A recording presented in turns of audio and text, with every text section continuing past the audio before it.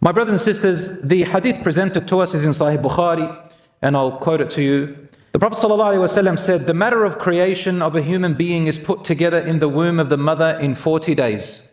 When your mother first conceives you, when you are a drop of sperm mixed with your mother's egg, and you become a little tiny embryo or whatever it is, for 40 days you stay that way.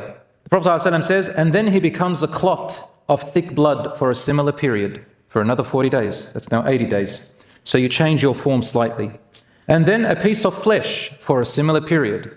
You become like a little flesh with no face yet, just something that is a creature that cannot be identified very well, except of course with new technology, for another 40 days. That's 120 days. Then he said, then Allah sends an angel who is ordered to write 4 things. He is ordered to write down his, meaning the new creature, in Islamic, you and I, to write down your deeds, everything you're ever going to do.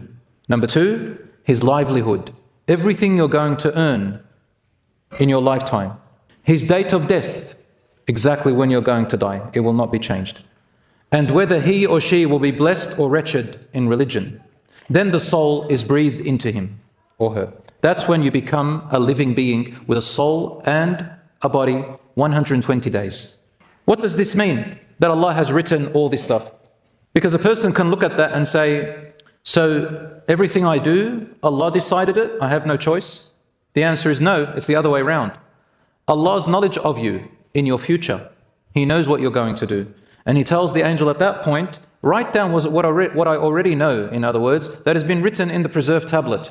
Why does Allah write it? Because there is a wisdom, there's a way that Allah runs this world and the way the system works. Number 1, Allah subhanahu wa ta'ala knows, then He writes, then He preserves, then He creates, then He makes it happen. The way He makes it happen is, first of all, it is written. Where's it written? Allah only knows. By whom? By the angels. Why? Because the angels have a job to do. They're going to carry out certain things that are going to facilitate what happens in your life. Based on what? Based on Allah's prior knowledge of what you're going to become.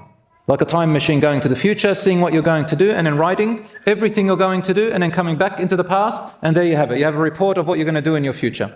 Allah does that because it gets created. That's the only way things get created. By Allah knowing them, writing them, creating them, willing them.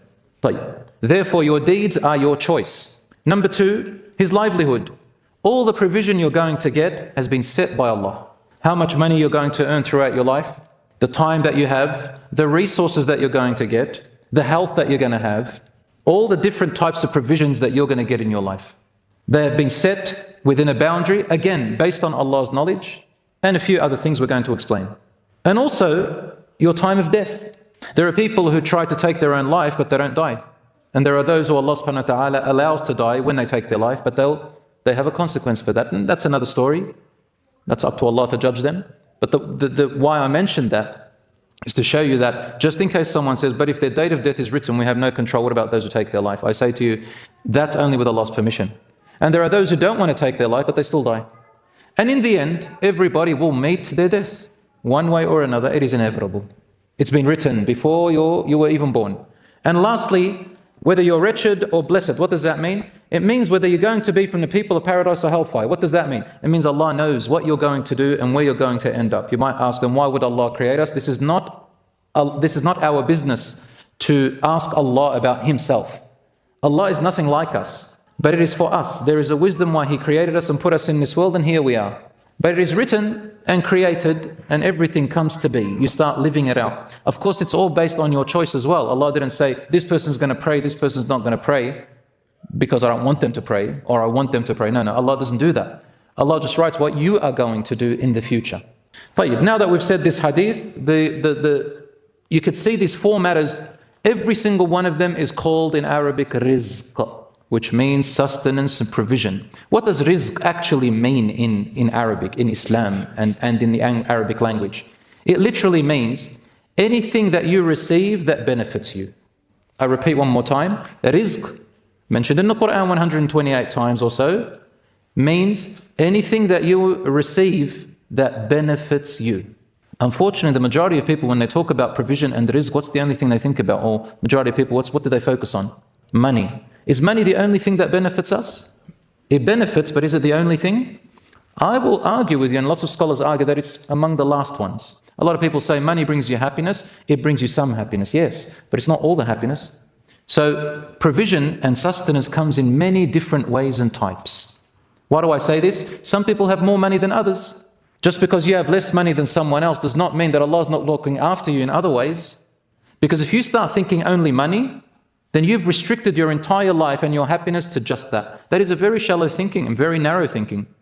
I'll give you an example. A person cannot make money if they don't have the intelligence. A person cannot make money if they don't learn how to make it.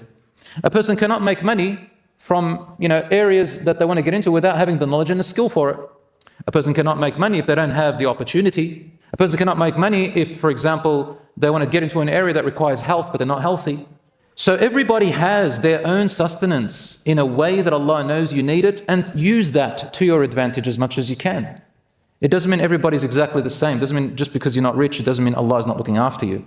So change first of all the mindset that it is not just money. Money is just a means to something else. For example, if you have connections, that's wealth. You have connections with other people, with powerful people, that's wealth.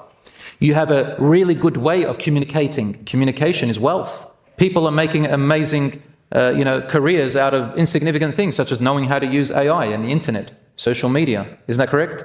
So the idea is rizq is not just money, but it's a whole lot of different types. We'll go through them, inshallah.